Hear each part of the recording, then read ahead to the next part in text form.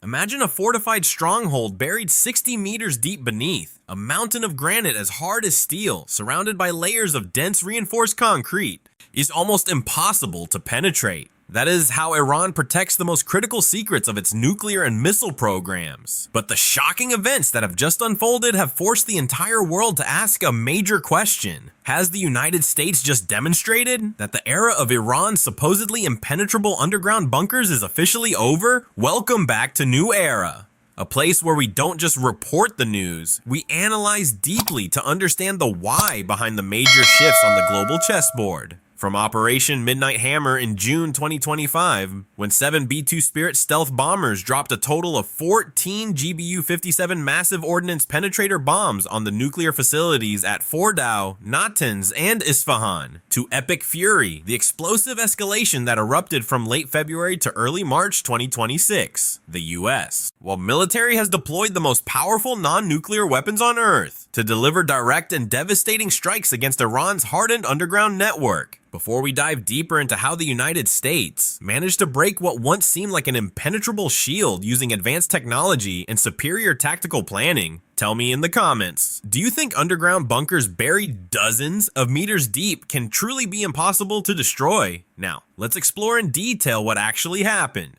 and which weapons completely changed the battlefield. Operation Midnight Hammer took place on June 22, 2025, when 7 B-2 Spirit bombers attacked Iranian facilities using 14 GBU-57 bombs. The primary targets included Fordow, Natanz, and Isfahan, allowing the strikes to penetrate deep underground. Then, in late February and early March of 2026, under Operation Epic Fury, the United States launched another wave of powerful attacks. According to analysis from the war zone and the latest satellite imagery, the airstrikes targeted Taliban 2 inside the Parchin military complex, where Iran had recently poured additional layers of reinforced concrete and covered the site with camouflaged soil to protect a sensitive nuclear research facility. Satellite images show large impact craters, indicating that the penetration capability of the strikes remained extremely powerful. So what was the weapon that changed the game? It was the GBU-57F/B Massive Ordnance Penetrator, also known as the MOP. The bomb measures more than 6 meters in length, built with an ultra-hardened alloy steel casing known as Eglin steel, and carries an explosive warhead weighing about 2,400 kilograms. Its most remarkable feature is the large penetrator smart fuse.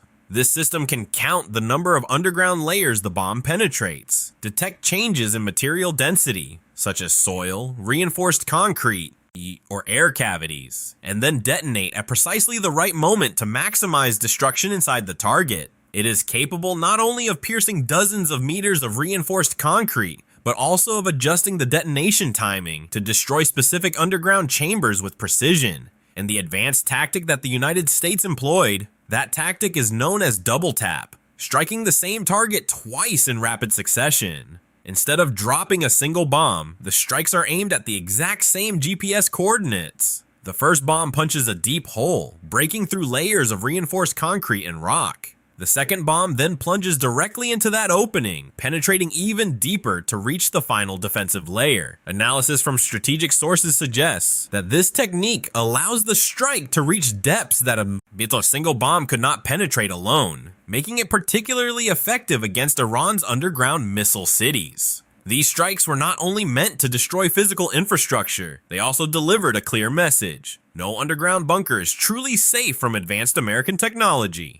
This moment represents a major strategic turning point, and perhaps the most explosive chapter of the entire story. For years, Iran proudly showcased its so-called missile cities. These are vast underground bases buried deep inside mountains, designed to protect thousands of ballistic missiles from any aerial attack. Iran believed these complexes formed an impenetrable shield, a place where weapons could remain hidden and ready for retaliation. But according to analysis published by the Wall Street Journal in early March 2026, this very strategy may have become Iran's greatest vulnerability. The United States and its allies appear to have reversed the logic of the battlefield. Instead of trying to dig through entire mountains, a task that would be nearly impossible, they focused on critical weak points, tunnel entrances, exit shafts, and ventilation systems. Reports from CENTCOM and other military sources indicate that Baloo 109 bunker-busting bombs, weighing about 900 kilograms and often mounted on precision-guided JDAM kits, were widely used to collapse tunnel entrances and destroy ventilation systems.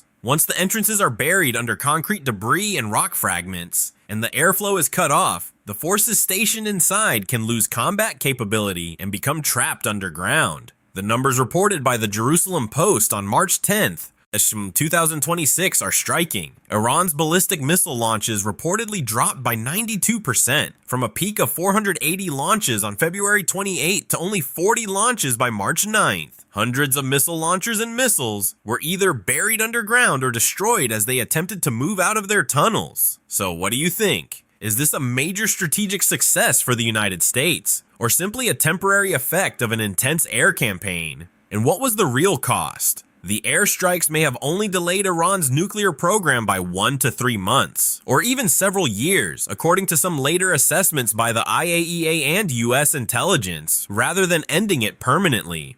As initially claimed, destroying a physical structure, even a multi-billion-dollar underground bunker, is always far easier than erasing the knowledge inside the human mind. Behind these high-tech strikes lies the brutal reality of war. Some of humanity's greatest technological achievements, instead of serving peace and daily life, are turned into massive traps that bury human lives. It reminds us of the classic lesson of the Maginot Line in World War II. Absolute security is only a fragile illusion. In summary, through Operations Midnight Hammer and Epic Fury, the United States has demonstrated in real terms that even Iran's most heavily fortified underground bunkers are no longer truly impenetrable. It did not rely only on overwhelming firepower, but also on smart operational thinking, striking critical weak points, sealing exits, and cutting off ventilation to break the backbone of Iran's entire underground missile network. However, at the deepest level of this crisis, nuclear knowledge still remains intact in the minds of Iranian scientists. Technology in war may destroy concrete and steel, but it cannot erase accumulated knowledge. What do you think about the US?